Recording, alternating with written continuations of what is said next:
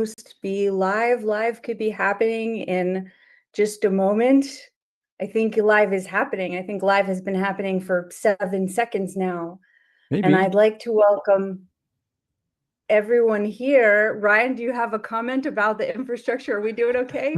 We're doing fine. We're doing well. We're live on YouTube. We got one viewer.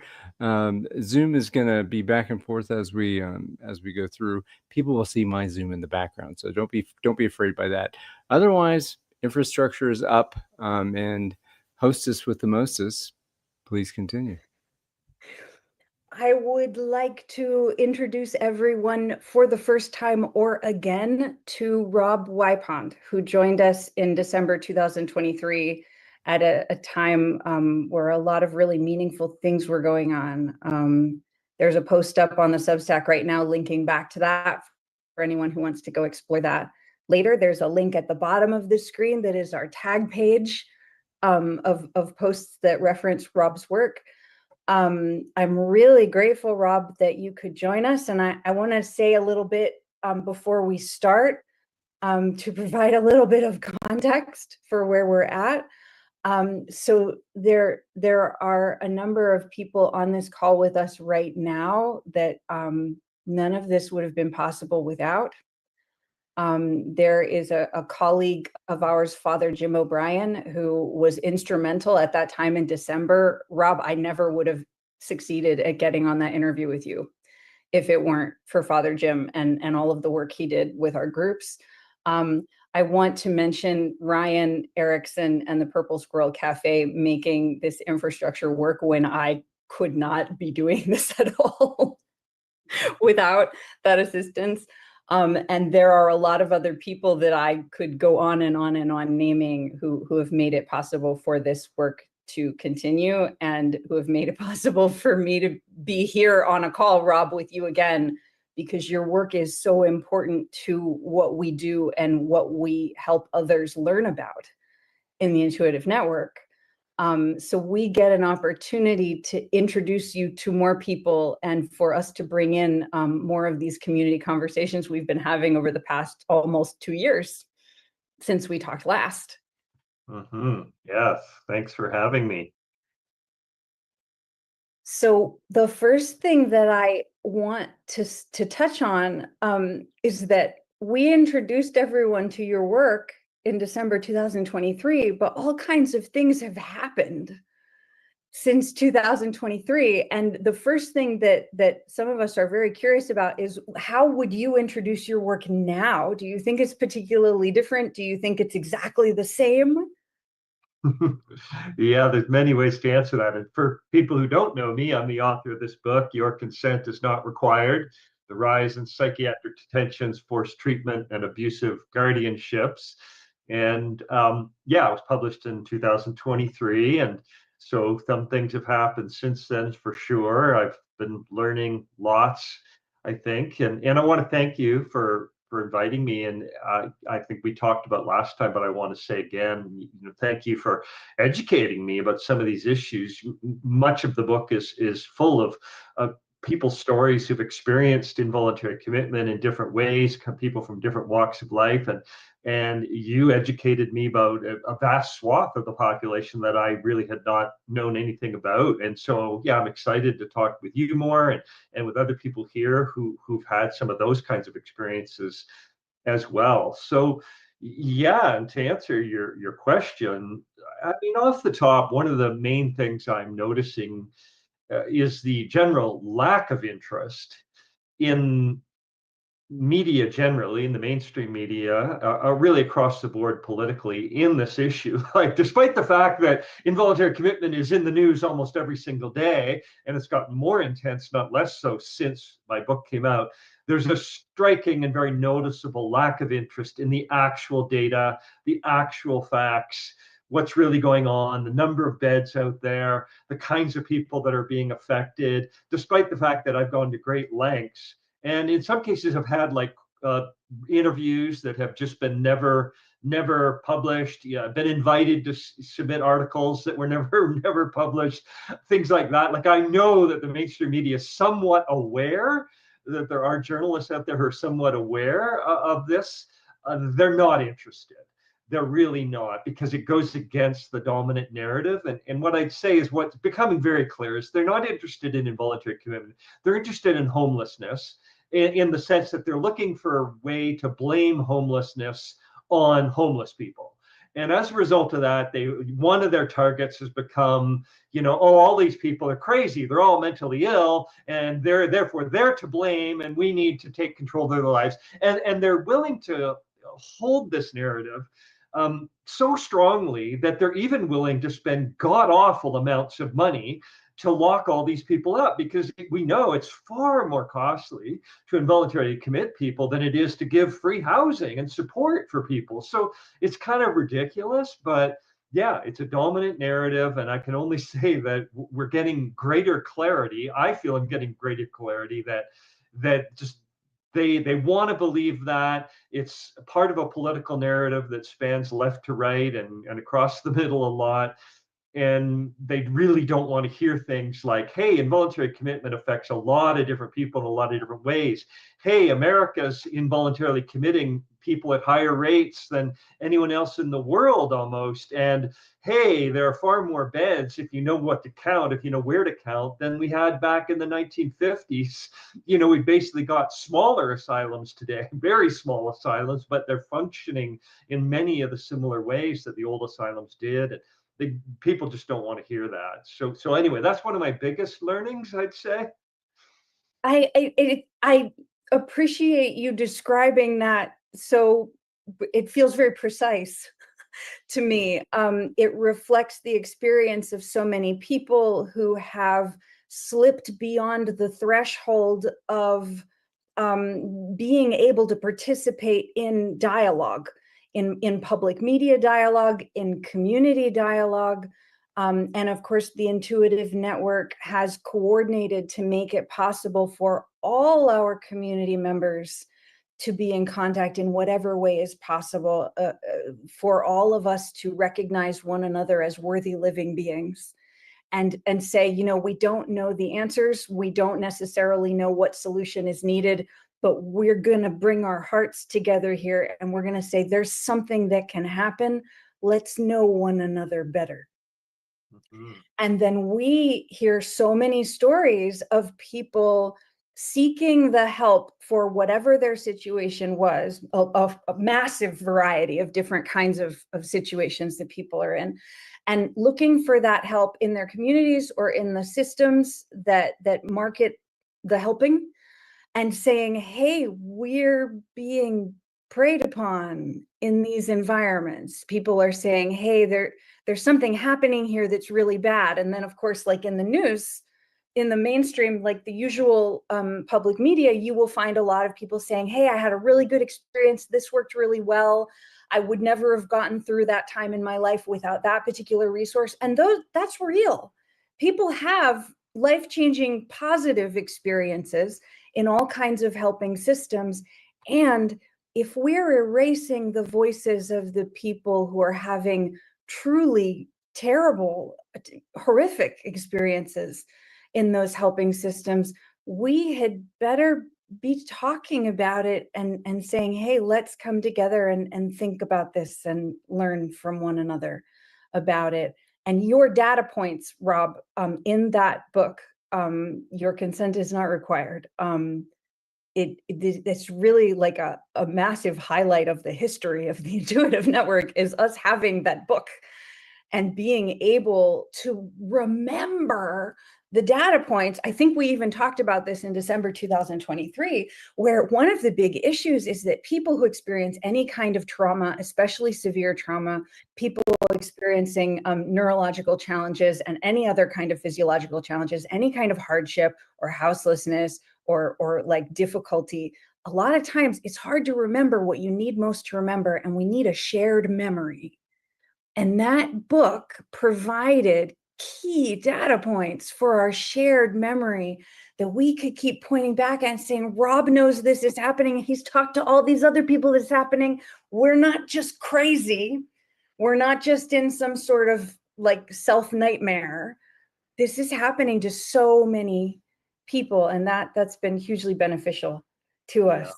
Yeah, thank you. And so many people, and we actually do have recently, within the past month, a new study came out looking at the numbers in the United States in particular. So we do have affirmation again that basically the numbers look high. They look very high across the board compared to most other countries that are comparable in terms of how many people are being voluntarily committed. This was an independent group from the last one that retreads some of the same territory, got more data. But overall, the main message from that report was that probably about half the states, and really more, probably the vast majority of states, are collecting somewhere between no data at all and very little data. And they're just basically, this is still a very much a hidden mass problem across the United States. There's only a few states where we can fairly confidently say we think we're grabbing maybe at least half, if not most of the numbers of how many people this is happening to. But even then, we have serious questions about the data. So it's just an appalling, it's shocking evidence in an appalling example of governments having little interest in actually just understanding how many people is this happening to, let alone are we truly helping these people or not. Like, that narrative's out there in the media. Oh, this really helps people. That's what we're trying to do when we lock them up in psychiatric hospitals and forcibly treat them. But we have no evidence that is actually what's happening. And there's little interest out there among governments or institutions or practitioners to find that evidence. The other thing I'll say, and the other thing I want to add to that, maybe I'll just bracket it for a sec, we can come back, is there has been one study, absolutely unique, and just came out last month from Pennsylvania, looking at this question as what are the outcomes of involuntary commitment. I've never seen anything like this anywhere in the world. It's a really interesting study. It's a conversation in itself. And so, like I say, maybe we can return to it in a moment, but it's very revealing and actually very disturbing. I want to come in here for yes, please do, Ryan. So there are a couple mentions about the data points that were specific in the book that really had impact on you, Megan Elizabeth. And I would like to know specifically what 2 or 3 of those data points are, and what were the biggest impacts of those that kind of said, oh my God, this guy gets it and he sees us.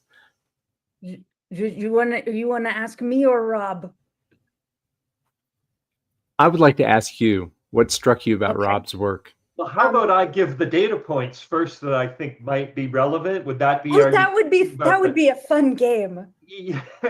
So the ones that I think are most relevant, and you can remind me if there's other ones for you, but is that we have this data that suggests that America is involuntarily committing people at these high rates, above 300 people per 100,000, which is, over 1.5 million people per year.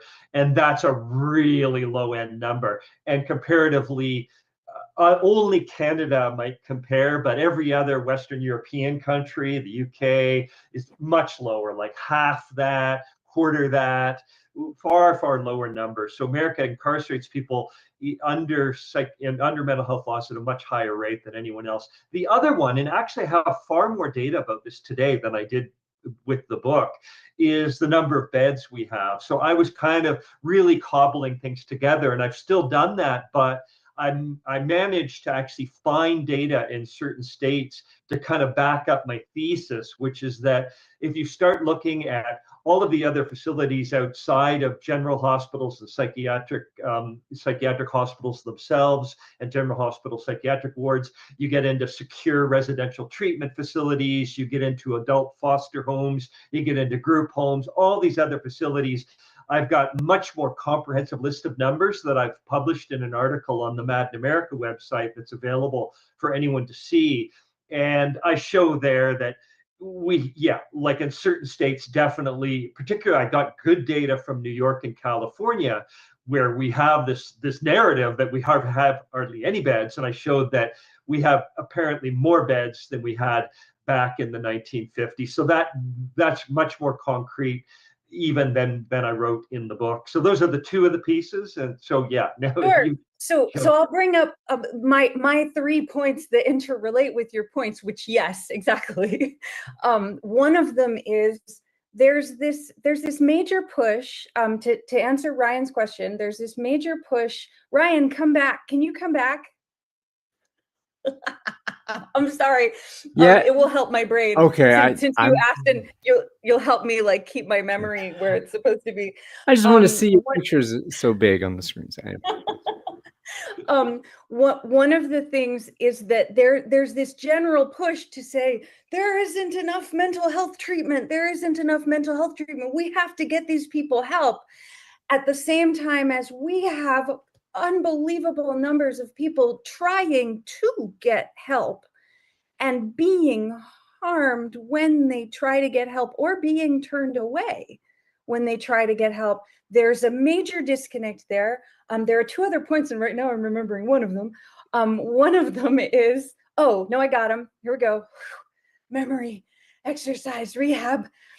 One of them is that we have a lot of stories, and there are more stories in your book, Rob, about professionals in mental health being required to exercise force in some way or contribute to the exercising of force in order to keep their jobs, in order to keep their licensure, and afraid of what will happen to themselves and their livelihood and their families if they don't use force or contribute to using force. And that's something that we have experienced a lot in various contexts.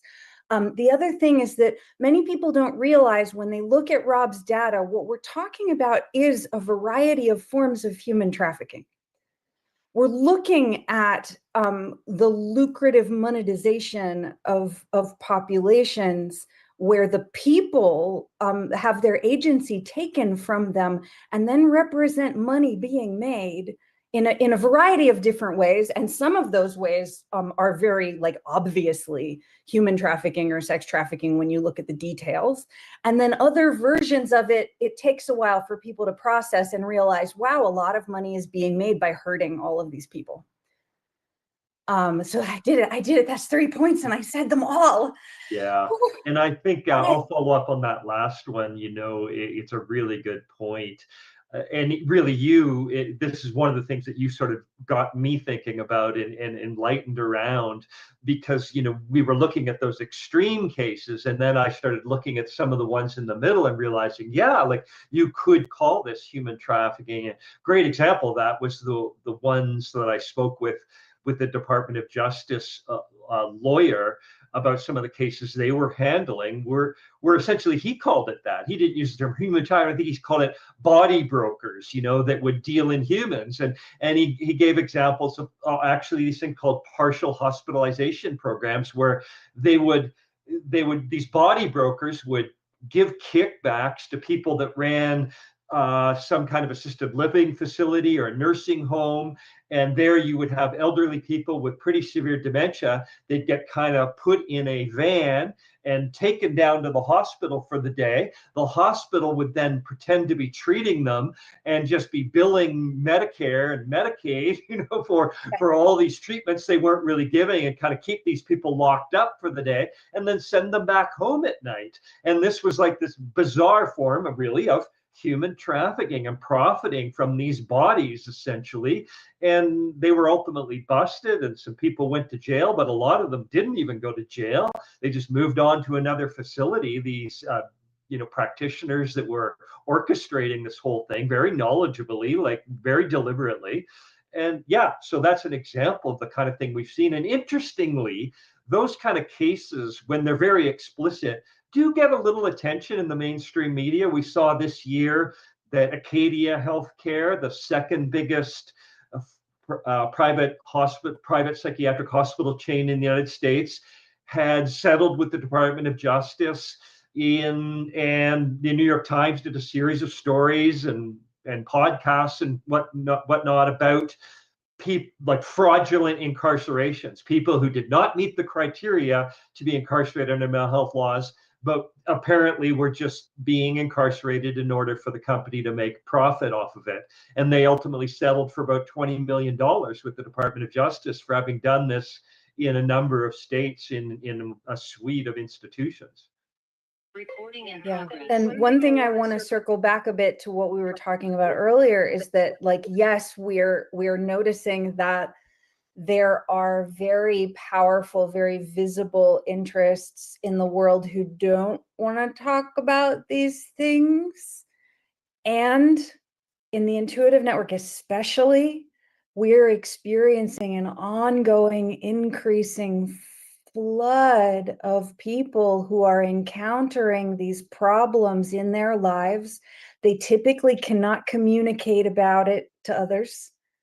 And there are more and more people who are discovering this. So that's growing, but it's not really visible because the interests that are in charge of most of the visible conversations for some reason aren't, and there are lots of reasons. There are some very legitimate reasons for people not to be having that conversation, depending on their context, depending on the resources they rely on. Some people are in very scary situations where if they bring up stuff like that, they and their families could be in trouble. So like, we know that happens for really good reasons, as well as for the unfortunate reasons that it does happen. Yeah, well, honestly, I'd say, in my opinion, it's almost never for a good reason, or very rarely. And I'll talk a bit about that. So you're referring to mandated reporting, it's often called, and beyond. So there are some licensing bodies for nurses or doctors or so on that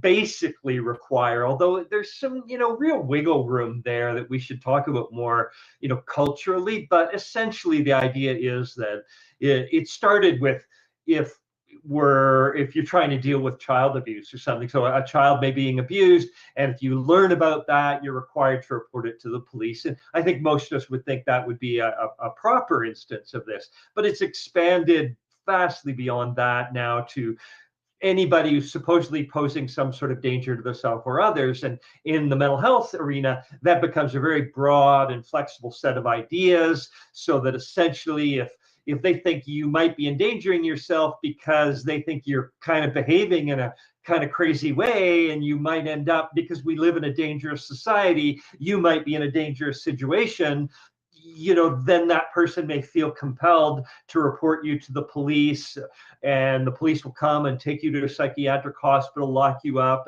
and all these things kick in. And that's why it comes around to me saying, rarely do I think this is a good thing, because we know that people being locked up in psychiatric hospitals against their will, the evidence we have for that is that this is usually enormously distressing and experience that often increases dramatically suicide rates of people who've experienced hospitalization and under these kinds of terms. And just the evidence is not strong that it really helps most people at all. So yeah, that's why I have a lot of problems with it. And I've written about 988 and these helplines that will, depending on what you're saying, and they don't often disclose this clearly. And that's what we talked about in 2023, what we touched on, and I hope people will go back and listen to this interview also, is that many people, and we'll talk about this in the second section that we're going to do after we dialogue a bit more about this. There are many people in situations where they can't find help. They're really suffering. People are experiencing torturous physical pain, ongoing invisible violence. And when people are in situations like that, they start to need to process about, wow, like, should I try to kill myself because this is really horrifying?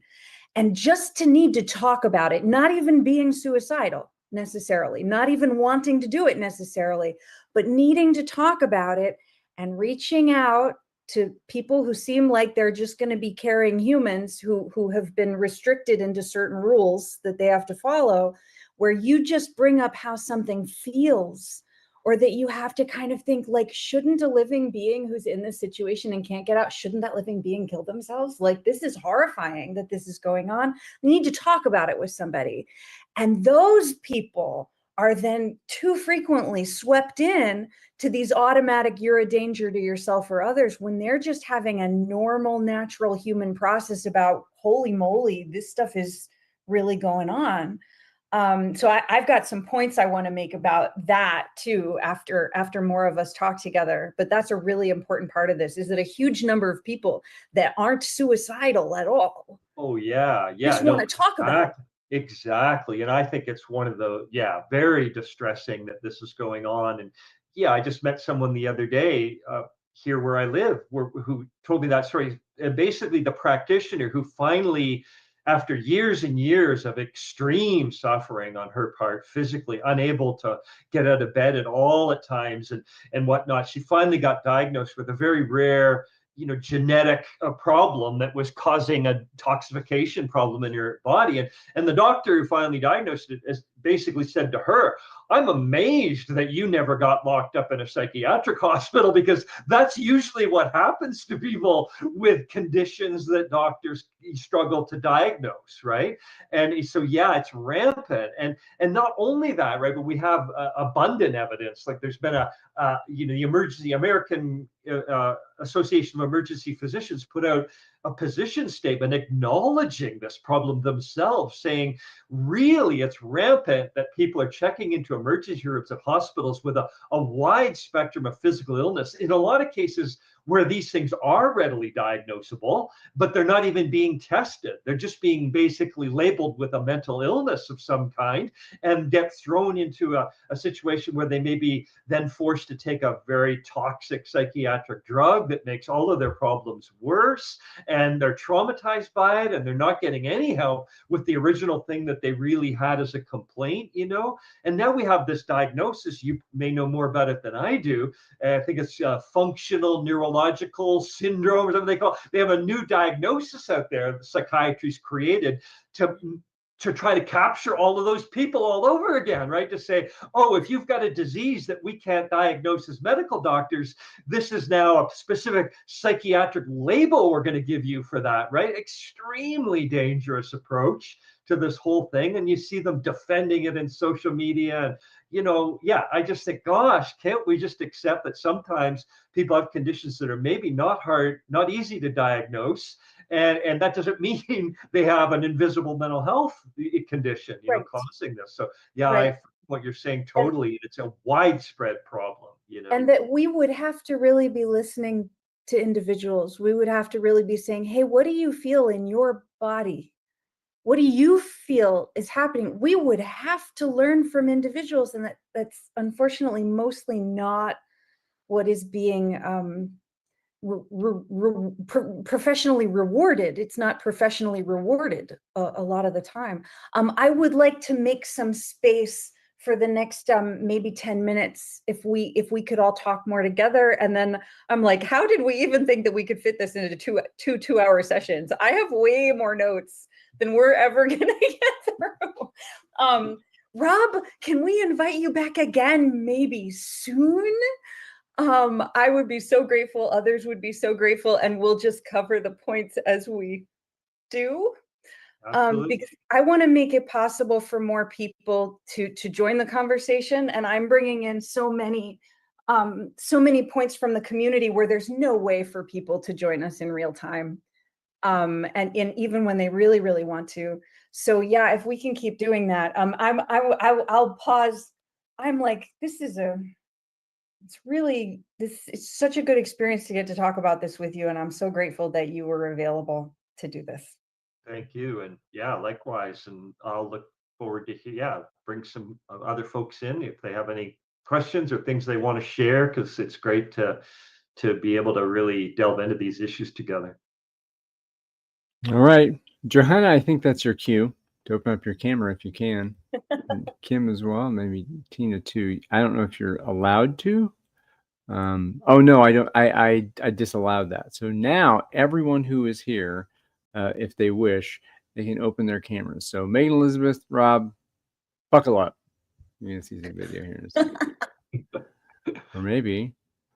And no questions? Are you real? Are those of you, Kim, Johanna, Tina, are you really willing to let me jabber on and talk to? Well, why don't we just leave it open for a little while? Because sometimes it can, like, we all have stuff that we're dealing with off camera. Generally.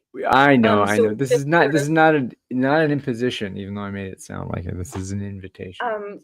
just feel free, everyone feel free to jump in when the time is right for you, until we'll start the next section, and then we'll spend more time there, and then we'll open it up again after we do that for a little while. So that will be coming too. And for a broader public audience, I just want to invite like anyone who feels comfortable sharing a little bit of their own personal experience of anything like this, or their views on it, because people really do learn a lot. Like, I think it's shocking to people. Like, I can kind of convey the data and the research and that, but the really powerful testimony is personal stories, and people who don't know about this, often their jaws drop. They're amazed when they kind of hear what it's like to be coerced and forced, and what these experiences really do to people. So yeah, I invite anyone who feels comfortable sharing anything like that to do so. But I also know why you might not want to, because right, it's a lot of bigotry in our culture, and even just talking about it again can be really distressing, and so on. I'll jump in. This is Kim. Hi, everybody. And I will say that I am still having some sort of technical difficulties where if I turn my camera on, I can't speak. So I'm going to leave my camera off, but I have been here the whole time listening with great interest, and very grateful for this conversation, and especially for Rob and Megan Elizabeth and Ryan, the work that you've done so far to highlight these many issues. Just by way of, I guess, a little bit of background, and some of you already know this, I have not thus far been a direct victim, I guess, of the psychiatric or medical industrial complex, but I am a healthcare provider. And so I have seen it a lot from the other end. And luckily, I've not felt terribly obliged to participate in the coercion, but I have definitely seen that happen. I have been a PA for about a little more than 40 years now, working with both adolescents and people dealing with addiction, two rather marginalized communities that get treated pretty poorly in general. And I have noticed that there's definitely a tendency within medicine, and even within my own training before I learned to do something different, to blame the individual, as you said, Rob, and to blame it on some mental illness, as opposed to their trauma history, their life circumstances, the various systemic things that would cause a person to perhaps not be what we call in medicine euthymic, to not be always in a good mood. Like, some folks have said, kind of only half joking, if you're not depressed or anxious right now, you're probably not paying attention. And that has really rung true for me in my work with the folks that I've worked with. And so I often feel like I have to, I've chosen to, and I've learned to sort of go off script with them, rather than trying to do the usual traditional thing of, well, let's get you a psych consult and figure out what's wrong with you. I've had to lean in and get to know them more, and been very lucky, I would say, to have jobs that have allowed me to do that to a pretty great extent. And so I'm just interested in this conversation becoming much more broadly recognized, and it, obviously it helps people on sort of both sides of what's not really a dyad, but is presented as a dyad, the provider and the patient or client. So I just want to say that for now, and thank you very much. Mm-hmm. Thank you for sharing that. And yeah, I want to affirm too, I think, as you're sort of saying a bit and applying somewhat as well, like it's amazing how often I hear people say, in a way, the commitment itself wasn't the problem per se. It was just how they were treated. And so it is quite possible that a more respectful practitioner with just a more caring approach, really, as Megan Elizabeth was saying, really listening to the person honestly and trying to collaborate with them. Like, what would you find helpful? What are the things that have been affecting you? How can we collaborate together to get you in a better place? Stuff like that. This can make a huge difference. And even technically, the person might still be there involuntarily at first, but it can transform that into a generally positive experience, as opposed to when people are being kind of labeled and just pushed around, and which is unfortunately seems all too common in these situations when they're not treated with respect.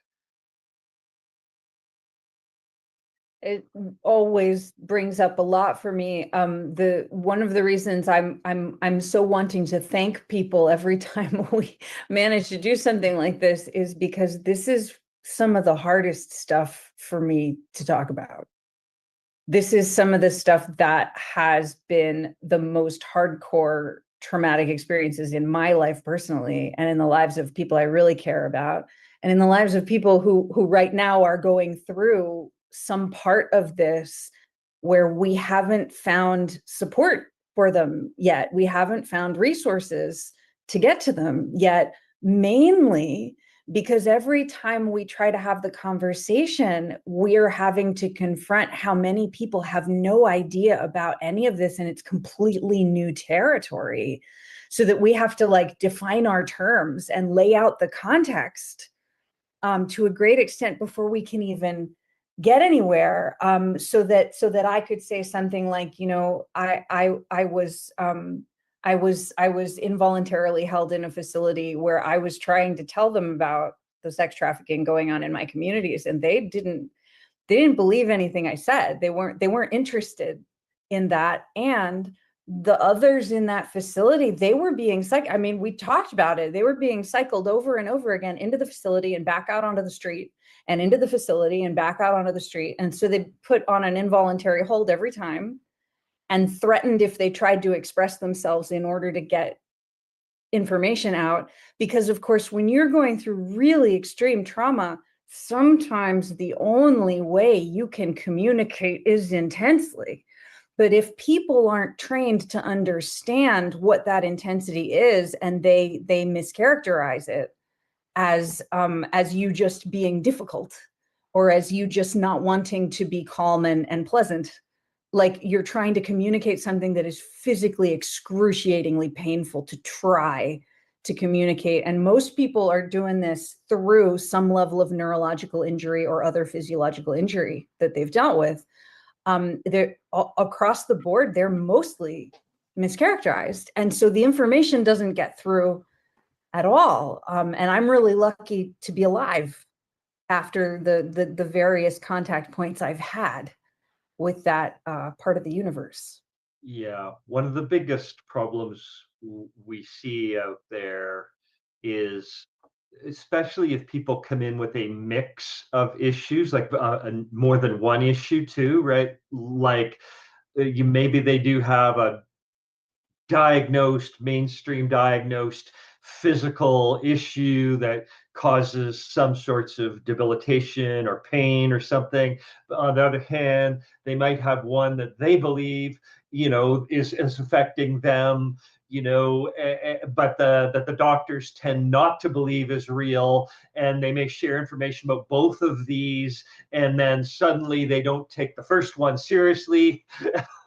They're just focused on the second one that they think is made up. And then if the person has any kind of something that might affect their ability to communicate, whether it be a traditional disability like hearing loss, or motor impairment in their mouth, or anything like that, or sight problems, like anything that might affect them, to a wider range of issues that maybe they don't even know, but makes it difficult to speak or hear or communicate or feel comfortable communicating in a social environment or under stress. Like if they have anything like that, oh my God, this thing just spins out of control rapidly, because they're rarely sympathetic to that. A lot of hospitals don't even have like somebody ready to work with someone with a basic hearing impairment, let alone if they've got like a certain kind of neurological condition that might affect anxiety levels, that might affect their tendency to be able to hear and focus in a social situation, right? They're just immediately often just labeling that as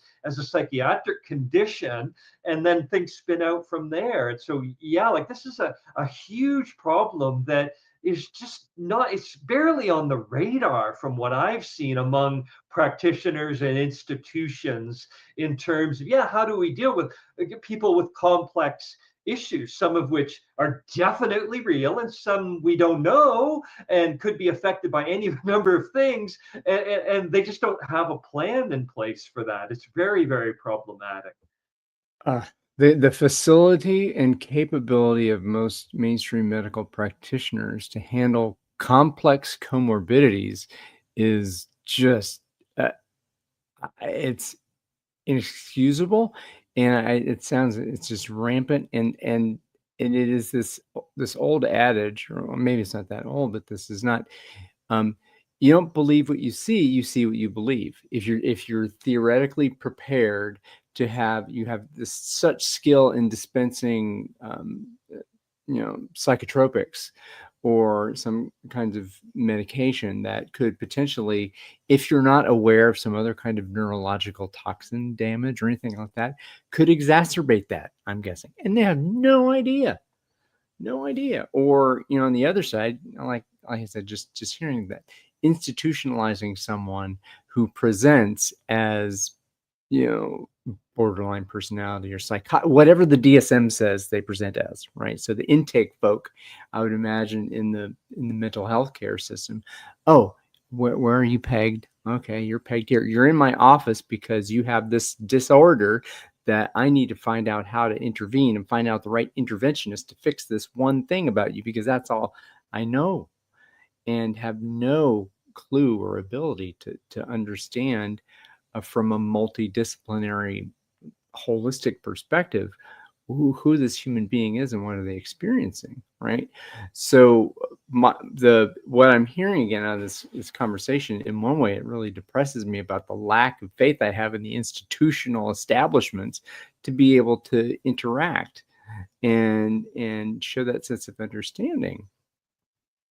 So that said, that speaks to Megan Elizabeth, what you're endeavoring to do with the Intuitive Network. It's like, let's find a group of people who can actually talk with one another and communicate with one another about what's actually happening and create that community bond, so that there's, I don't know, it almost seems like to me, thinking about this, is like a layer of triage, and this relational triage to say, okay, we have this community, these intersections are here, and to be able to articulate that in some way to multiple people. I mean, that still the receiving of what gets articulated is I really want to hear, Rob, again, what your findings are about what the medical and psychiatric practitioners have to say about this. But I mean, even if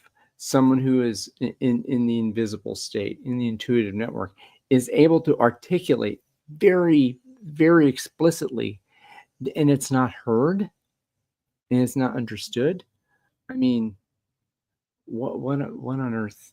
How do those of us who care effectively support and intervene? So I guess that's kind of a question for you, Rob, but it's about the institutional perspective of the issue we're talking about. Well, yeah, I mean, I do think generally social support is so helpful, genuine support. So even like going to an emergency room with someone else there, just to be, a supporter, an occasional speaker, perhaps helping articulate, affirming things that you're experiencing and whatnot. I think that can help. There's something strange that seems to go on in these environments where the person who's seeking help is falling into the this sort of falling down the slippery slope of getting labeled quickly. Almost anyone accompanying them is not falling into that. It's one of the reasons we see that families can easily get each other incarcerated under mental health laws, because it seems strange, but almost anyone phones the doctor, says, I'm worried about my quote unquote loved one. The doctor takes that person at face value often, and oh, okay, everything you're telling me is true and sensible because you're concerned about someone else and you want to get them psychiatric help, and then that other person is at risk of getting the intervention against their will potentially. And it's amazing how consistent you'll see this. It's only when that other person starts strongly advocating against drugs or against forced treatment that you'll see them also getting pathologized. And that would be my caution as well. If you accompany someone else, be careful how you speak. Don't reveal too much. Your role is just play the supporter, just let them know someone else is watching, and don't do anything that might get you pathologized as well. Don't push anything too much, don't say anything too much, don't reveal too much. It's more just let them know there is a supporter here. There's someone kind of neutral and objective watching all this play out, who's also going to be semi-responsible, like, hey, they can come home with me. That's fine. You don't have to worry about them, doctor, if you start slipping into that mode of thinking. These things can really make a difference,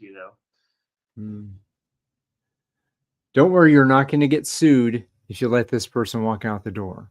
That's right. The liability, is a huge factor for a lot of practitioners. We've had a couple practitioners, prominent ones in the last few months. One that interviewed me, Dr. Joseph Witt-During, who's becoming prominent on social media. He was saying, liability is often what really drives a lot of involuntary commitments, not genuine desire to help. And then I noticed Awais Aftab, also a prominent psychiatrist, who's actually more pro-forced psychiatry than Joseph Witt-During. He also said the same thing in one of his posts, like, we have to admit this, folks, that the predominant driver of involuntary commitment, in my experience and experience of everyone I've spoken with that administers this tool, is often just concerns about liability, of potentially being sued, or just looking bad if somebody does something happens, and so on. So I think those are really striking admissions on the part of these leading practitioners. I'd like to bring in a comment that our colleague is making from YouTube. And Rob, you won't be able to see it on the screen because it's in the broadcast software, but I'll read it. What he's saying is, and I'll put it up on the screen here, where others in the broadcast can see.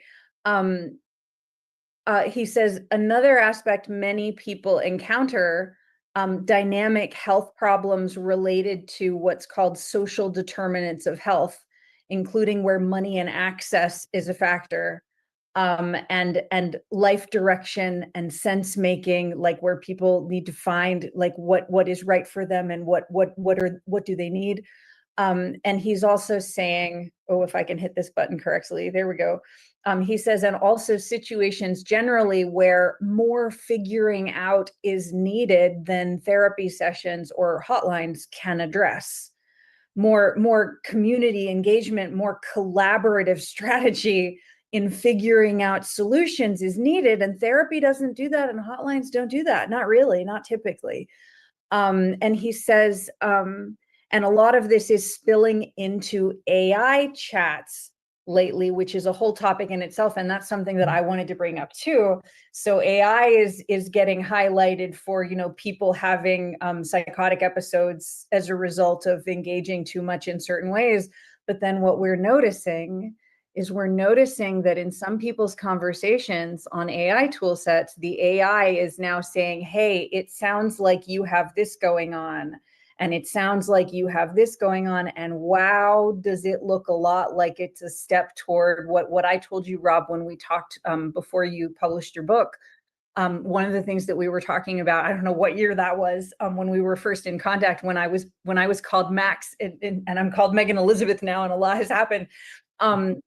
We were talking about how there were people who were confiding privately with one another in Facebook Messenger chats that they had every reason to believe were totally private, and that someone, for instance, was talking about, like, I'm feeling difficult suicide related feelings and I need to talk about it, and police showed up at their door for a wellness check, and the only place that could have triggered that was the Facebook platform.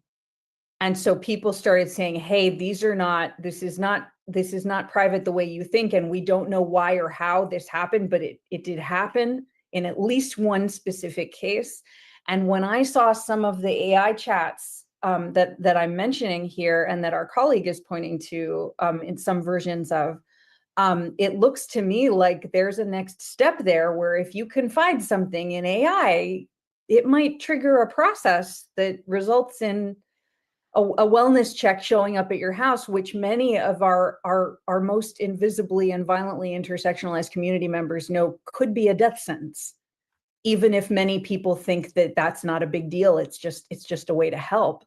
That was very alarming for me to see that in the AI.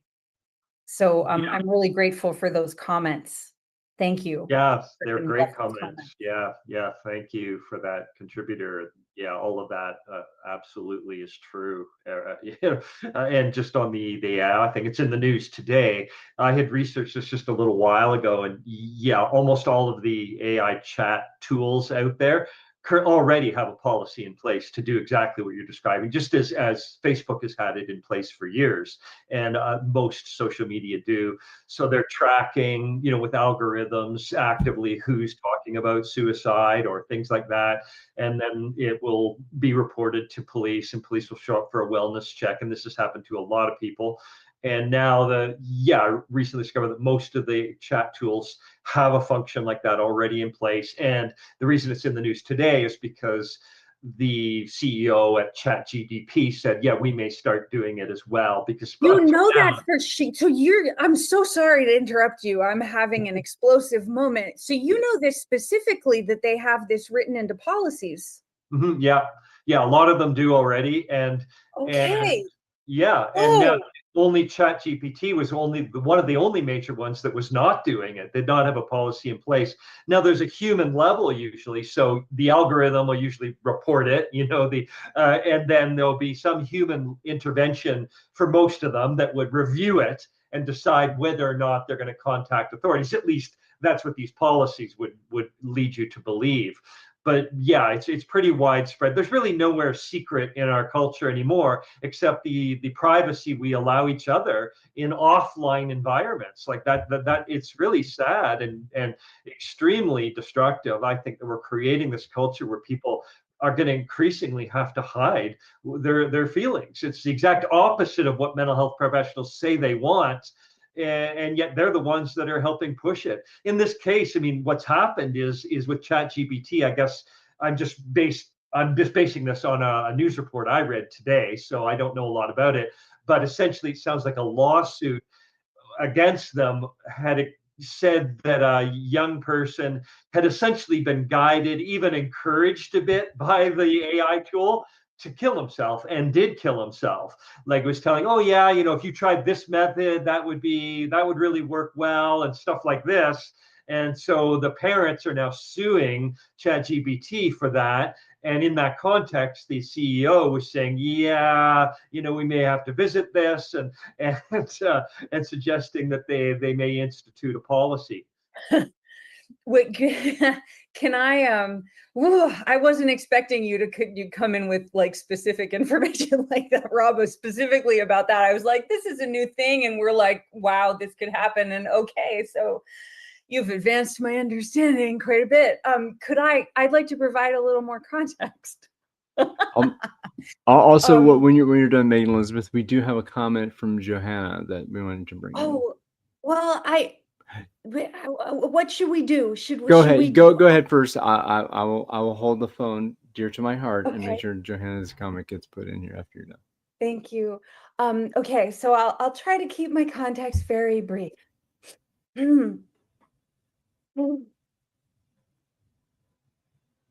Are some of us familiar with the ways that populations are pushed into imprisonment, and then they are forced to work what is essentially slave labor? You get put into prison, and then you have these options that look like good things, and like you get paid almost nothing to do work that the companies that hire the prison to provide that labor for them, they benefit by not having to pay reasonable wages for that work. So that's a thing that's been going on. And we see something strikingly similar going on with all of the money being made from Rob, you said the body, I can't remember, the bodies, the human trafficking, body brokering. We see these populations of extremely vulnerable, desperate, suffering people reaching everywhere they can for any kind of relational connectivity. I was looking up a particular series of romance novels on the internet. And then I noticed that when I would go onto Facebook, I was getting all these ads for the AI boyfriend. Okay. And I was watching some of these ads and I'm going, oh, wow. That because this is just usual. This is out there all over the place. And it's really targeting the most vulnerable people, the loneliest people, the people who are most scared of what do I do? I can't find anyone to really connect with. And so you have these different AI platforms advertising heavily. Here, you know, I'm not human, but I can do this for you and I can do this for you. And like even has like a moving face, you know, in a way. And we see so many of our most severely impacted colleagues not having any way to process, to find solutions unless someone will talk with them. And if we're not as able to be as available to one another because of all the things going on and the need for more resources in the Intuitive Network to allow us to focus more on that, we do have a lot of colleagues who can only process to try to find solutions by engaging with an AI tool set that now we know for sure, we suspected, but now we know for sure, might call a wellness check by the police on them. We don't know what the parameters of that are, but wow, you adding what you knew today really is enlightening. And also at the same time, like the AI tool sets are doing things like love bombing people, like saying, your idea is so amazing. And this is the most amazing idea that has ever happened. And I'm paraphrasing, but it's not that far off, honestly. Like, it's so impressive what you're doing. And just like giving this totally unanchored positive feedback, unless you know how to tell it not to do that. And when people are really vulnerable, they must have true relational connectivity. They must have access to actual relational integrity. And the AI platforms aren't it. But when people can't reach people, they go for the AI platforms when they have to. And I have too, in order to like, oh, wow, I have to think through this. There's nobody available. What do I do? And I don't put, I do whatever I can to keep any kind of private information out of them, but they're predatory platforms, essentially. And they act like it, like if you know what to look for. So I just wanted to describe that, because any of the people who are pulled into involuntary incarceration, those are people who are pulled into a system that now is often gaslighting them continuously and pressuring them into participating in experimental medical, all kinds of things. New drugs are introduced to those people. Those people are asked to sign agreements that like end up with them taken away from their families and somebody else is now the decision maker. Rob, I thought that I saw something in one of your stories about this too, where like people are being collected for in order to do the research on them, but then their guardianship is taken. It might have been something else. I'm not, maybe it wasn't one of your pieces. And I'm not verbalizing it very well, but then these institutions have guardianship over those vulnerable people and their families can't reach them anymore and don't know what to do. And so that's another way of making money from saying, well, these people, we had to come get them because they were a danger to themselves or others. But now, like, how much of that is an AI process? And if there's a human in there somewhere, there are a lot of humans in this already who are having to follow rules that mean the humans are contributing to it too. So they're just being a human in the process doesn't make me feel a whole lot better about that, unfortunately. Okay, I'll pause my context there and let you comment. And then we'll go to great points. I want to double down on your great point of how important it is to have true human relational a contact in our lives. Like that's one of the most grounding things we can have together, be part of a true human community, absolutely fundamental. And AI is just not helping with that. And definitely we have all now very prominently reported examples of yeah, like people basically being kind of driven crazy by a chat bot that was, essentially affirming everything, like it getting weirder and weirder and stranger beliefs, and saying, yeah, exactly, and taking this person down a pathway where they were completely kind of losing touch with themselves, even, right? Like, so in really explicit ways where, so we have that going on.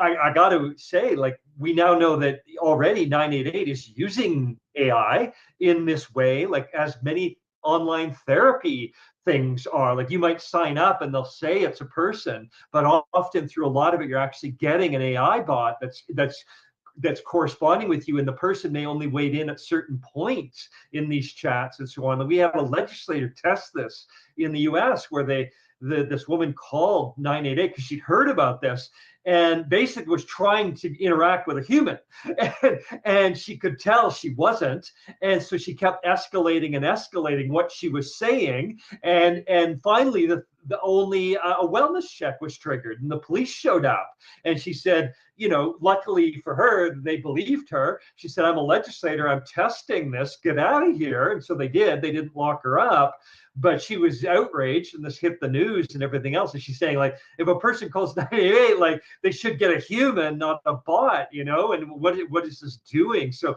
yeah, it's really kind of tragic that's where we're having to turn. And I mean, I've used AI too. It can be fun sometimes, but I just basically caution people that your privacy is at risk for sure, especially if you start confessing things, and don't rely on it for reality checking or anything like that if you're feeling you want to do that or need to, because some of their training will actually do the opposite. It will affirm you at times when maybe a friend would say, hey, step back and take a breath and let's talk about this together before you go further down that pathway. Wow, this whole part of the conversation was so unexpected for me. I'm really grateful for it. And it's like,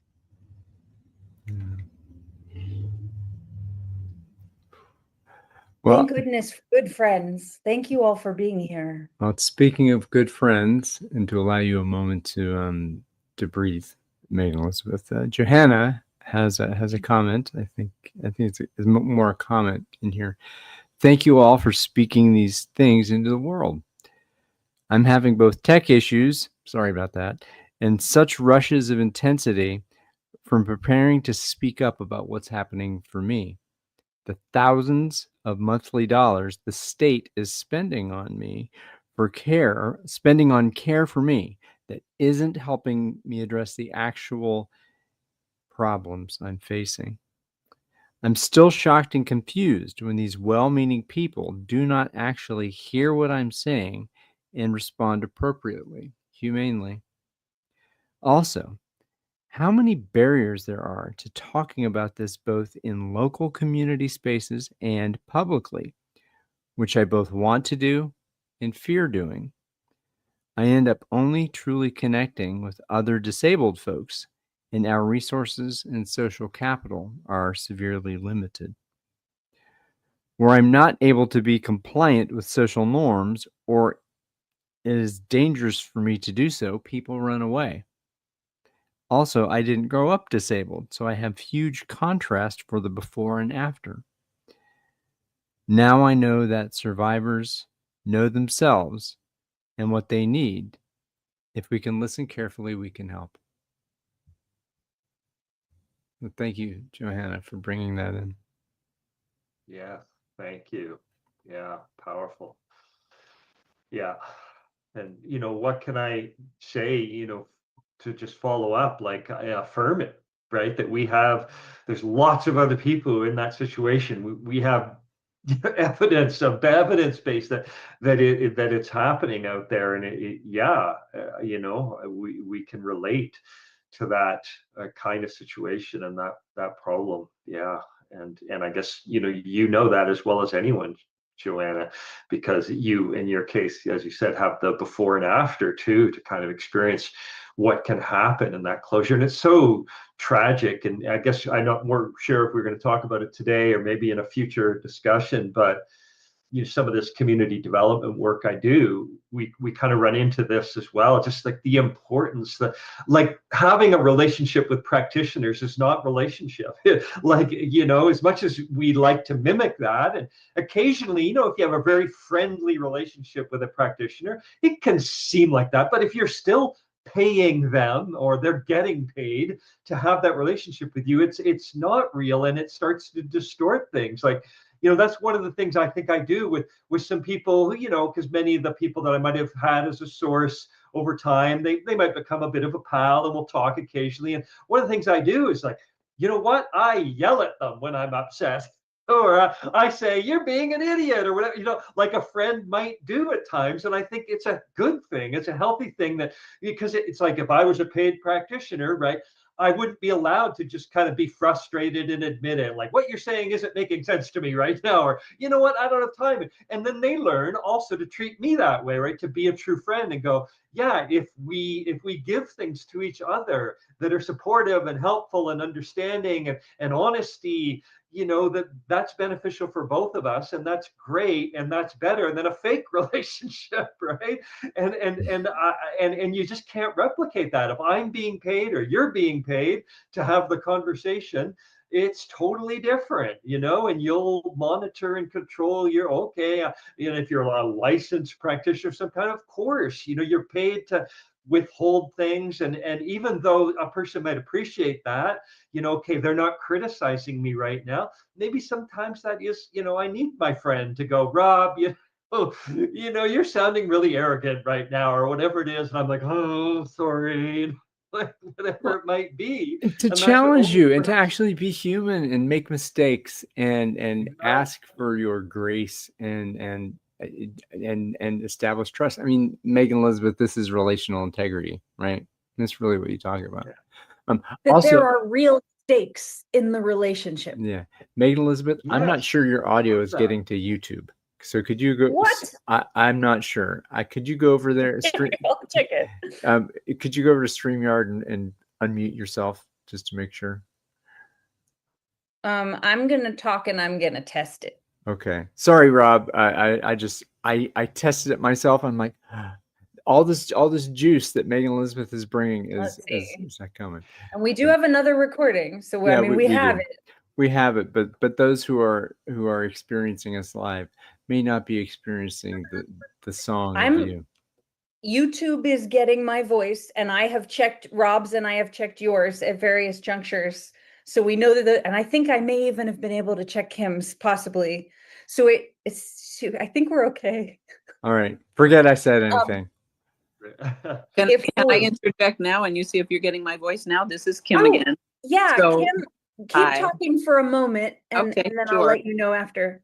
Sure. First of all, thank you, Ryan, for reading Johanna's thing out loud to us, because I'm sort of intermittently getting the chat. It comes and then it disappears. So thank you for reading that. But several of the things that you all have been saying, I think, again, raise the issue of not only the importance of like actual relationships and relational, dealing with each other, but one of the things as a provider that is very often missing from the equation is the time that it actually takes to really pay proper attention to someone and get to know what they're experiencing and allow enough time for them to express it. So one of you mentioned like the intensity that people have to sometimes feel the need to put into what they're telling their provider. That's because they are lucky if they get like 5 minutes of their provider's attention a lot of times, right? So they're feeling very much under the gun, aside from whatever other severity they're experiencing, but like, I don't have much time here, I have to get it all out. And so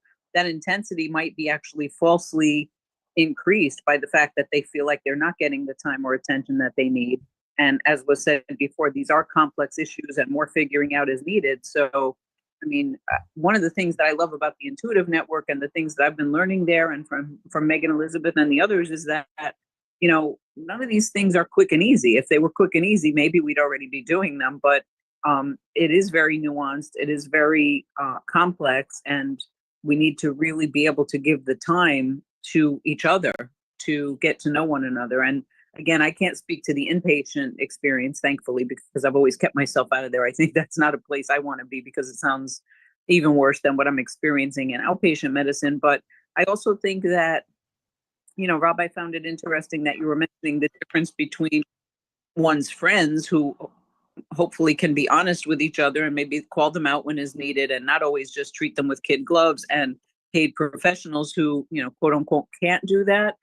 If one, and I've had this experience many times in my career, if a provider has been allowed to, and by allowed, I mean by not only their supervisors, by the client, to form a relationship, an ongoing relationship with a client, then sometimes we can blur those lines a bit with their permission, of course, with the client's permission, and, say, may I offer an observation, or may I ask a question that might be, considered a little bit, what do I usually say? Like, I'm going off script here. I'm going to go off script, and this is not what I was taught to say to you, but intuitively, I feel like I want to know more about what you're saying.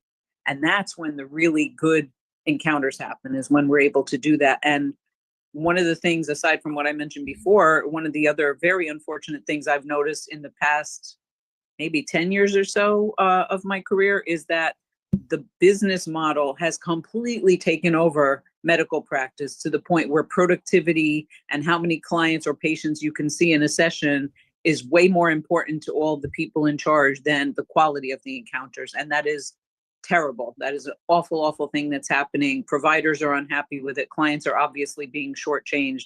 So aside from all these other things that we are highlighting, which are very crucial, I think we all need to be calling in as many ways as we can for a return to some sort of relationality between providers and the people that we're supposed to be helping. And if I could just end by saying, I've gotten to know Johanna a bit over the past 4 years in the network, and I have seen how, even though, I guess it's the state or whoever is paying for her to supposedly get help, she's having to teach and coach people on how to help her. And some of them are receptive, some of them are not receptive. She should be getting that money. She is doing the thing and providing the expertise that her so-called care providers mostly don't have or aren't interested in having. And yet the state is paying to basically keep her in care, keep her disabled, I guess. And Joha, please, correct me if I'm misrepresenting what I've heard from you, but that's what I've been observing. So I just wanted to throw that in. Thank you for listening. So thank you so much, Kim. And I checked the sound and we're good. And I wanted to just really quickly also bring in what Tina asked in our Zoom chat, because this is related to some of the points that Kim was making also. Tina says, is there any indication that AI may be used to diagnose or label people anytime in the future? And like so many things about what Kim is saying is like, we need this relational human process to understand one another better. And I know that there are some significant movements toward AI being used to diagnose. I don't know exactly where that is. Rob, I wonder if you know anything about that. Well, I don't think there's any question. They're talking about that in mainstream medicine, right? So, I mean, I think the position is essentially, well, it's an assistant, it's a help, and you could imagine there might be circumstances under which it could make a difference for helping diagnose something obscure, because theoretically, it can read, thousands of pages of medical text in minutes and get back to you about some more rare diagnosis possibility. So you could imagine that there might be a positive there, but the risks are also huge that this thing will just be kind of, they'll be churning out diagnoses that don't get appropriate human involvement and oversight. And in the behavioral health field, of course, it's easy as pie for them to do it. So, I don't know any instance right now of someone formally instituted policy, they're going to do the diagnosing. No, I don't see that, because technically diagnosis has to be the intervention of a medical professional, appropriately qualified, blah, blah, blah, blah, blah, right, for it to be a true official diagnosis. So I don't think they'll ever give the AI tool the official legal right to do that. But no question that lots of them will be doing it, one way or another. There's definitely and I'm not exactly sure how to describe this, but wow, have we talked about it a lot. There's the stress and the pressure that people are under. There's a very common predisposition to let the AI do the brain work when the person is having a lot of trouble doing the brain work, which can be helpful and it can even be life-saving. But if a person ends up relying on it continuing, they lose those functions. You have to exercise a muscle to keep the muscle. You have to exercise your neurology to keep the neurology. People recovering from brain trauma, people in their elder years who want to keep their cognition sharp. Like you study a foreign language, you do puzzles. Like you exercise your brain so that your brain keeps working. And there are a lot of things about AI right now where it's like, oh, well, that could be really helpful. But if people are being put under continuous economic stress, a lot of those people are going to lose the ability to do the things that the AI is offering to do for them. And the economics conversation is one of our most important ones about like what Kim said also about practitioners, helping professionals of all kinds are being paid in ways that give them really quite a little bit of time usually, and put them under a lot of strictures for how they do that, and the business mentality of it focusing on the numbers, often to the exclusion of the real experiences of the people. That all of that we have to uplift and nourish and strengthen an ecosystem of relationships that are true in order to do something about that. I gotta come in. Yeah, I gotta come in here. I'm sorry, Rob. The All right. the thing that really just incenses me about all this, there's two words about this. One is efficiency. And we talk about that the healthcare, the machinery of whatever healthcare system is, that you're measured by the efficiency. How many patients, how many hours, how many dollars, how many patients, right? That's bad in and of itself, right? And then the other side of this is the convenience of it. It's oh so convenient to say, chat's giving me a diagnosis. Great.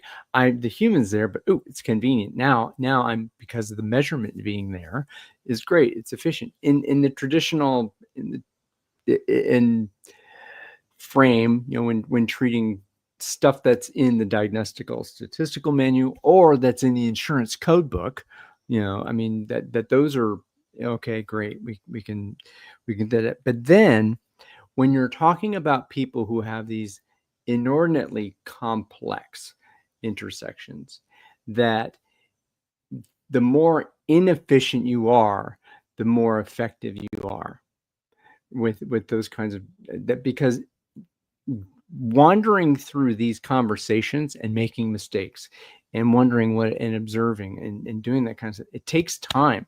It takes time that you're disincentivized from spending that time.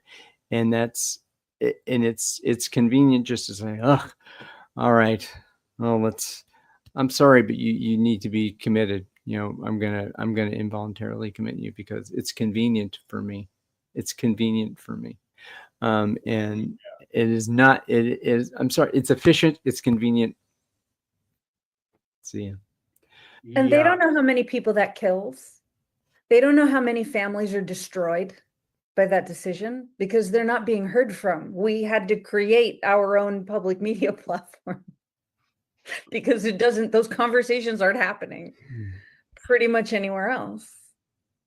Yeah, I'll comment on one thing with the AI. So a lot of people that work in the tech field have noticed this and been writing about this phenomenon too, in terms of, like, say, programmers. Now AI can do programming. And so increasingly there's this tendency to say, well, we'll just hire the programmer to oversee the programs that the AI tool is writing. But you can imagine what's happening there is that becomes a very dull, unengaging job for the human. The AI is doing all the intensive and creative work, and then you expect the human to have this complete commitment to go over those, 100,000 words of code or whatever it is, and make sure that some fundamental errors have not been made. And they just find that no, the human is just not nearly as engaged, and they're losing their skill over time because they're not challenged to use it every day.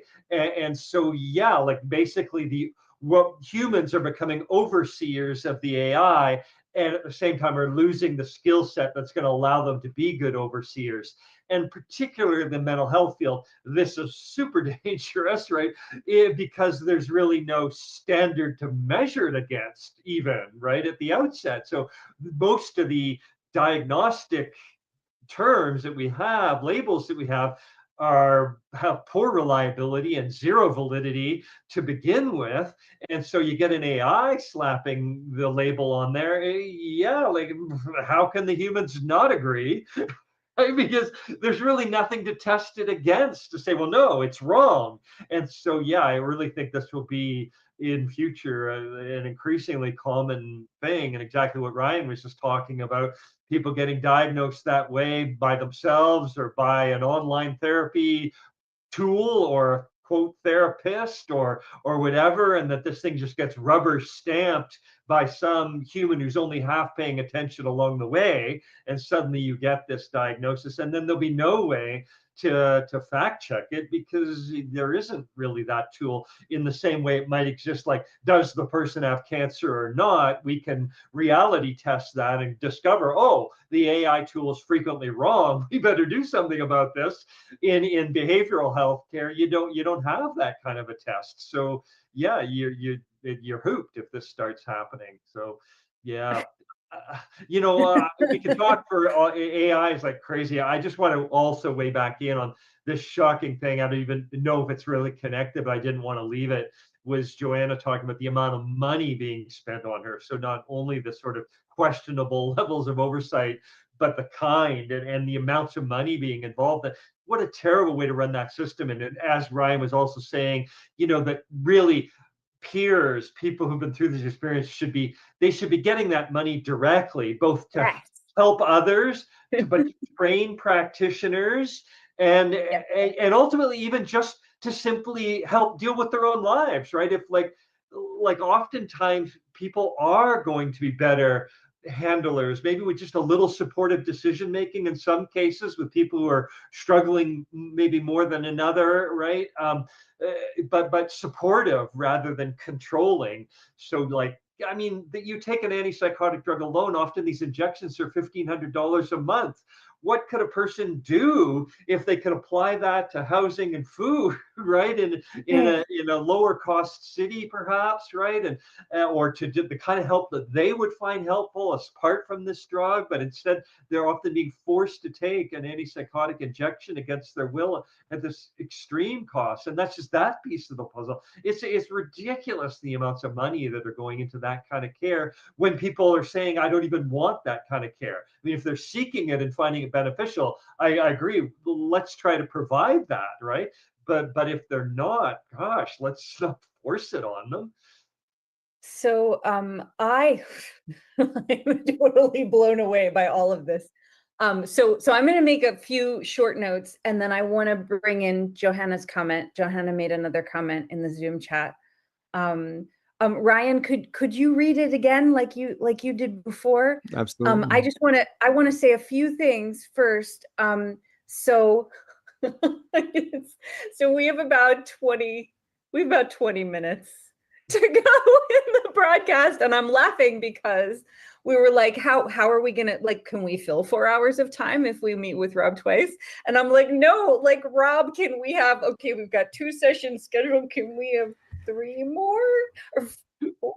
Or do you want to just like meet twice a month? It's the fall season of our program.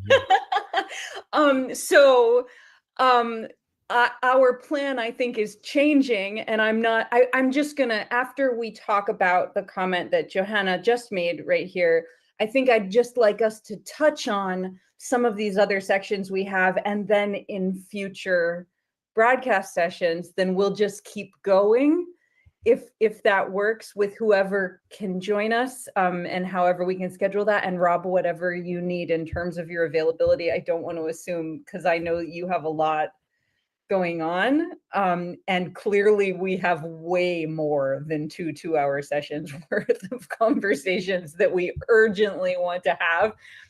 So I just want to make that an open invitation for us to schedule whenever that can be possible. We've got the broadcast infrastructure working. Ryan has been helping that broadcast infrastructure function. So we've been testing it a lot, and it seems to work. We seem to be doing it.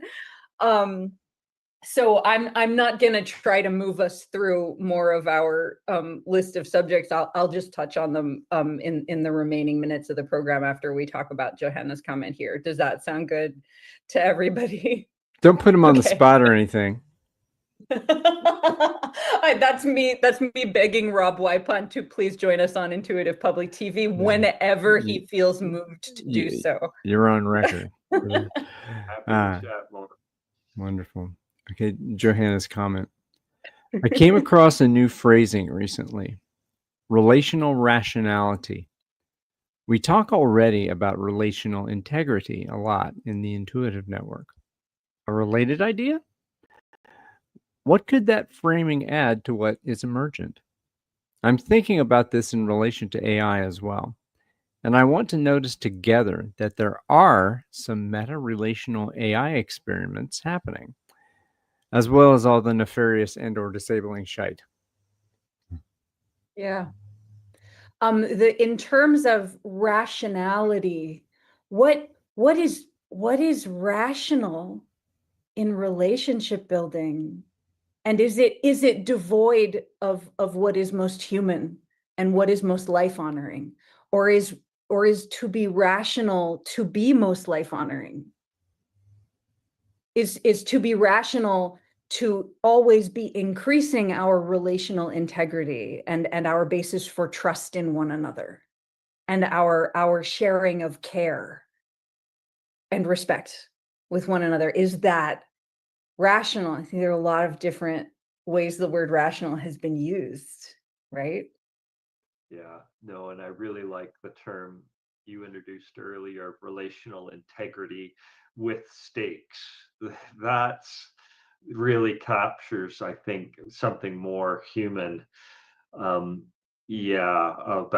how to we need to have those kinds of relationships in our lives, and it's really impossible. One of the things that I struck by with AI applied to behavioral health is like there's so little science supporting most interventions in the mental health field. Really, most of it just comes down to if the therapist and the client had a really positive relationship of some kind, there's a therapeutic trust, the therapeutic alliance, they call it in the research. If that's there, then there can, often be effective help going on there, or both sides will at least report, I found this beneficial, but from a hard science perspective, there's so little buttressing it. And yet now we're applying AI. They're going, oh, we're going to make it more efficient, even though we don't actually know how to make it efficient at all. AI is going to increase our efficiency, right? It's like this inherent contradiction and hypocrisy built into the entire system, right? Like they're applying it on 988 right now. They're using the tool to decide, to help them decide who's going to get a wellness check, right?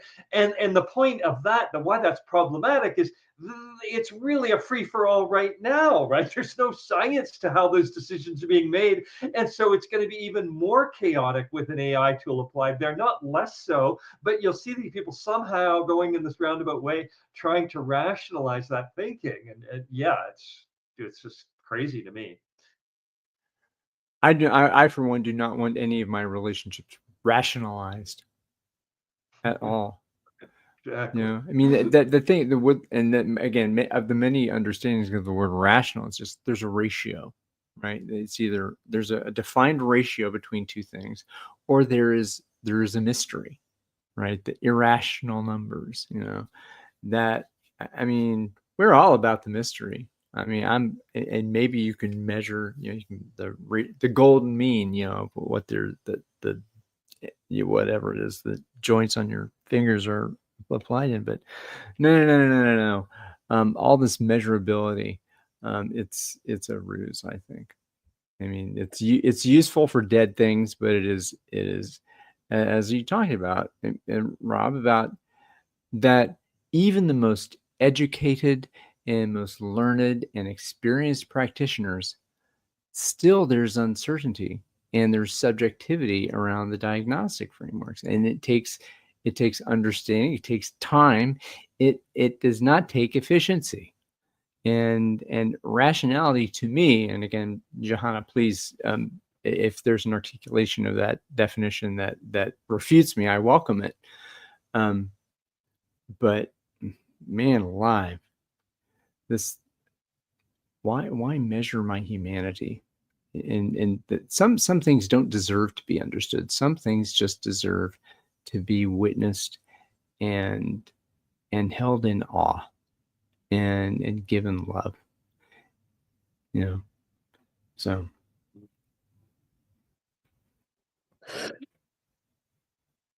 Well, this is amazing.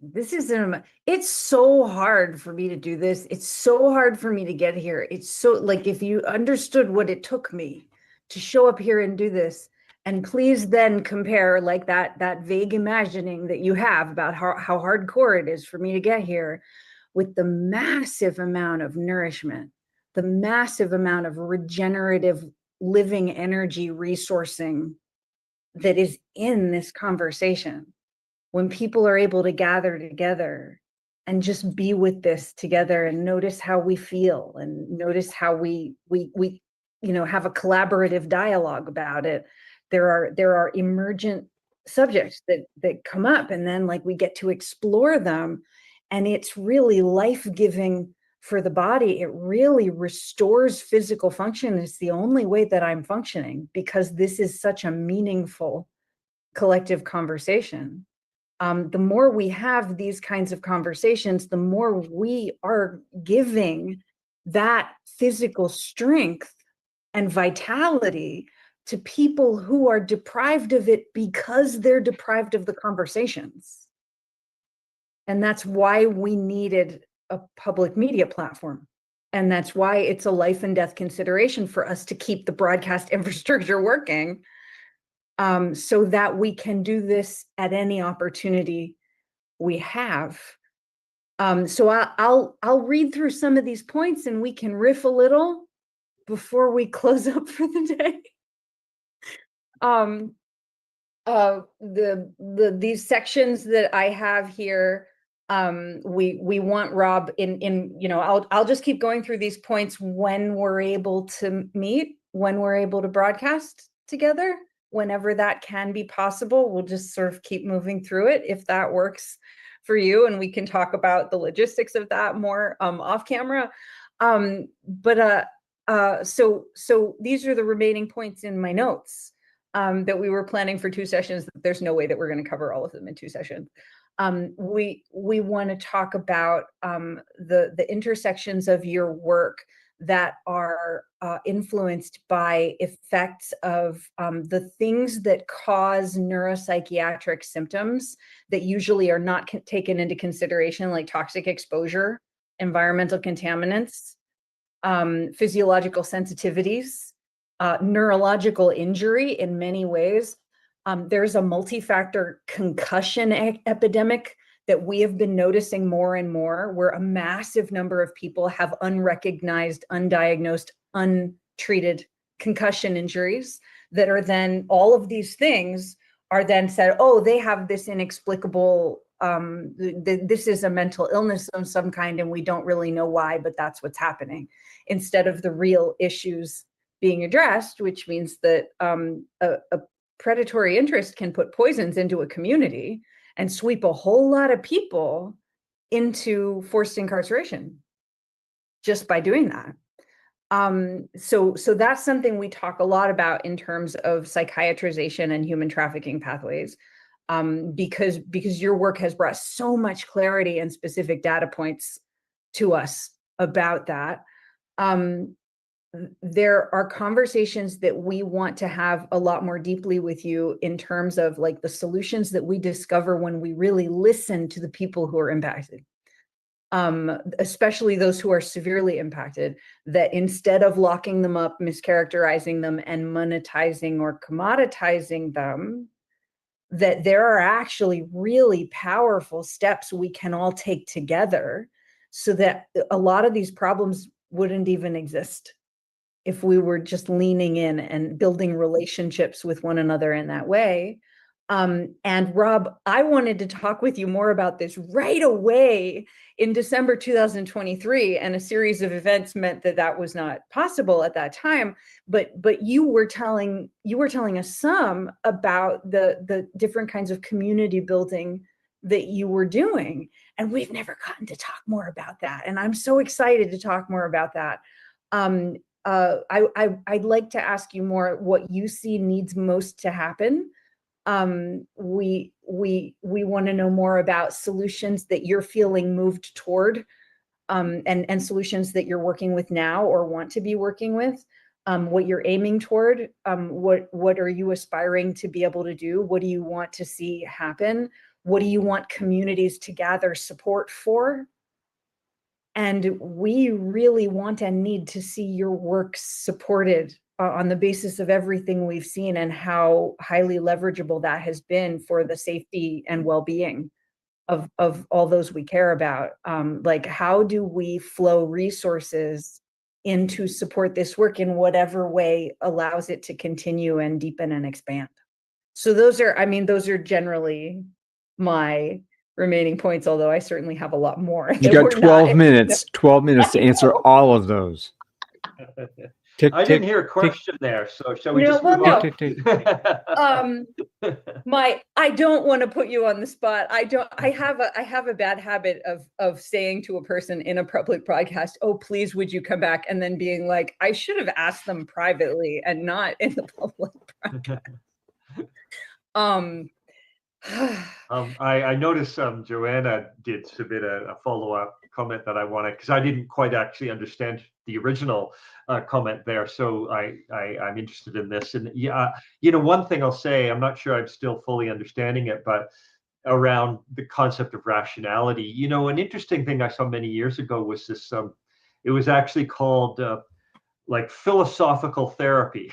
And this guy was practicing it, but it was pretty fun.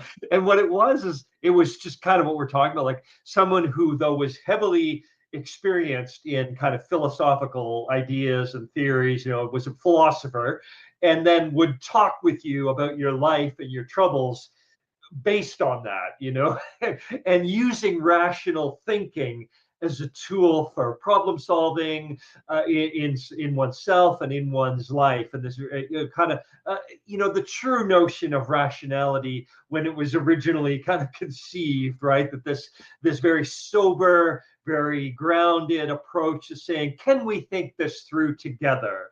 Is this logical? Does this make sense? Does that make sense? Where does that lead us then if we go there? And I do think that there can be some benefit to having that in one's life, and to have, again, I think it's in a friendship relationship most pertinently, someone who helps you think things through and kind of you can bounce ideas from. So I don't know if that's in any way getting to what Joanna is approaching with this idea of the role of rationality in relationship, but that's kind of one of the positives I see there.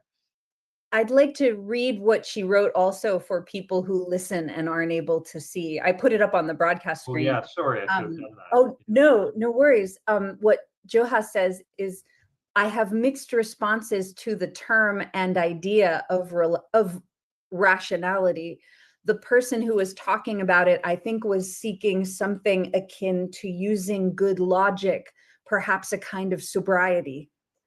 And so sobriety in many forms is also something that we talk a lot about in the network. Like the idea of sobriety is not just something like it's marketed in terms of addiction to specific substances, but all across many different kinds of communities, we're noticing there is a need for more sobriety in our thinking, more clarity in our thinking, more groundedness in how we're approaching various issues. I appreciate that word being brought in.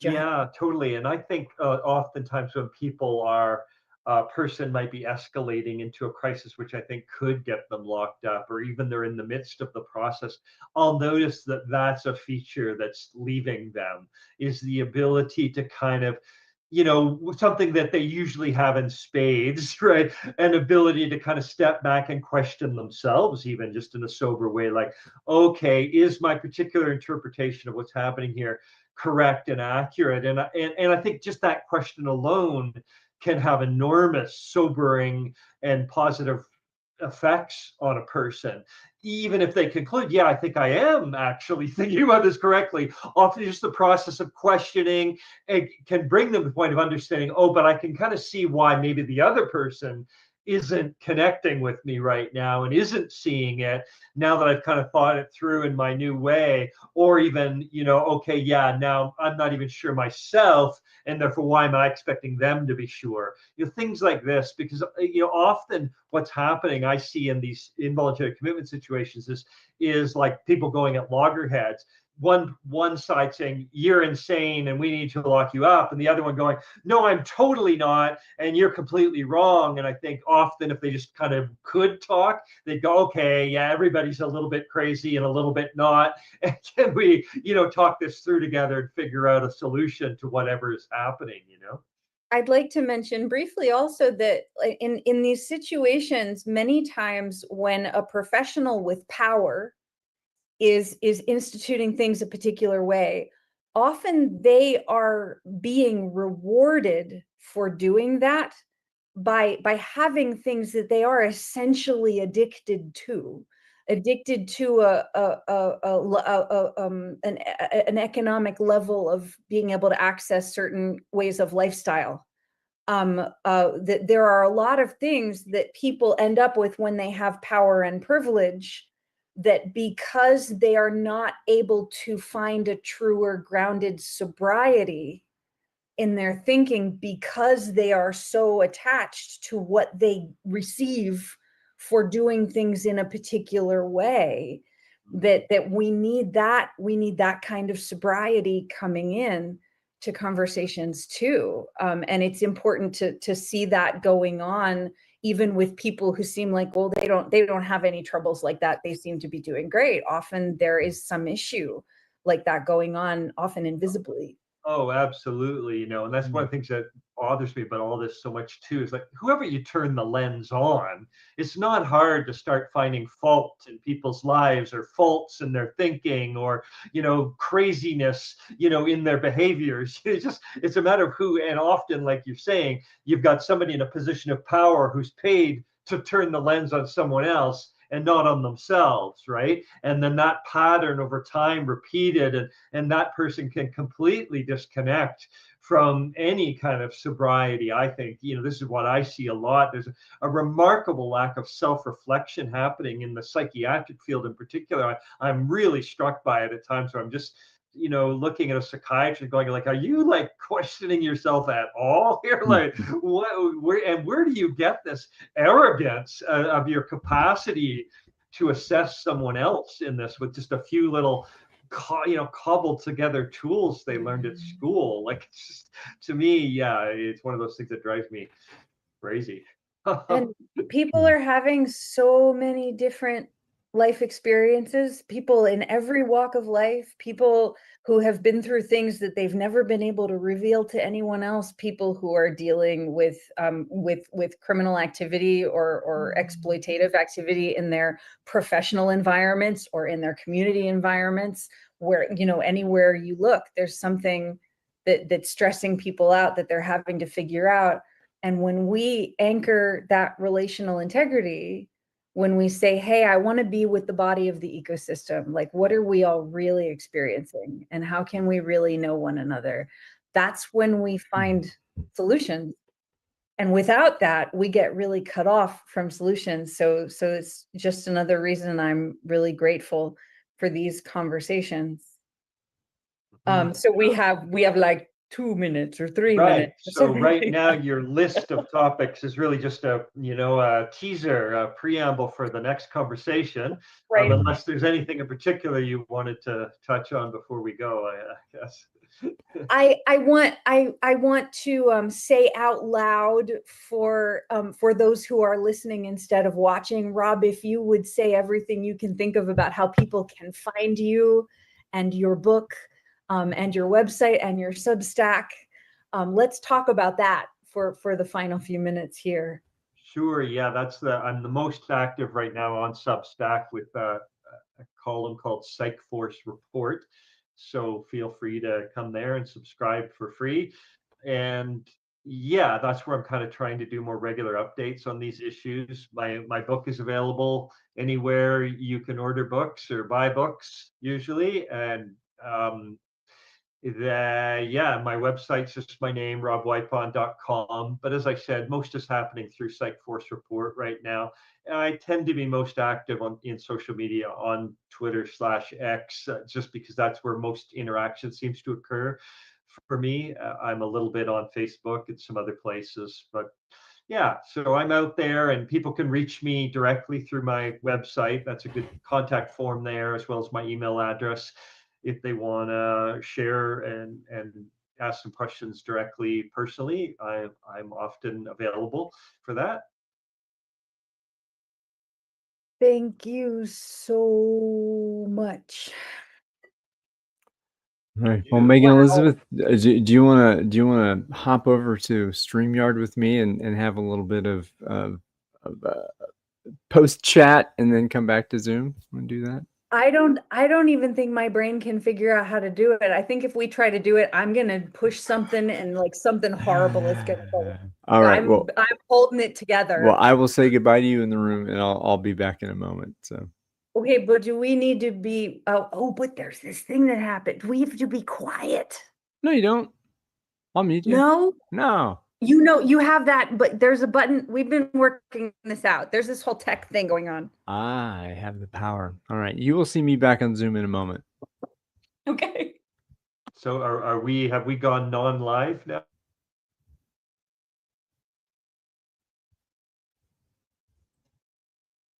Well, so here we go.